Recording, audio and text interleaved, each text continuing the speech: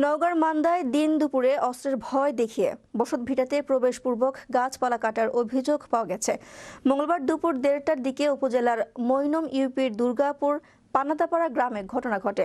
ভুক্তভোগী আব্দুল জব্বার বলেন, হঠাৎ করে অভিযুক্তরা ঘটনার দিন দুপুরে বেশ কয়েকজন ভাড়াটিয়া অস্ত্র হাতে এসে বসতভিটাতে প্রবেশ করে শতাধিক গাছ কেটে প্রাণনাশের হুমকি দেন।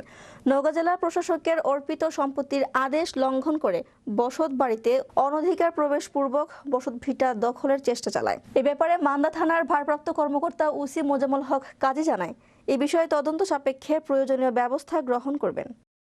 স্বামী নাই, ছেলে নাই, কেউ নাই, কামে কামে গেছে, হাটে হাটে গেছে। ওরা আসে আমাকে ধাবড়া হাসা কুকদা লিয়া ধাবড়া ঘরত তুলা মান অপমান করে অস্ত্র লিয়া কাটা কুটা থিয়া সেনাসেনি থিয়া গেছে।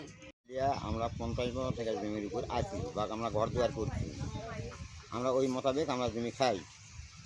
এর মধ্যে আসা আর এই মঙ্গলবারের দুপুরবেলা জোরের আজান দিয়েছে, আমি মসজিদ গেছি, আসা দেখি এলা গাছ কাটা, এরা বিড়ি থেকে ঠিয়া চলে গেছে।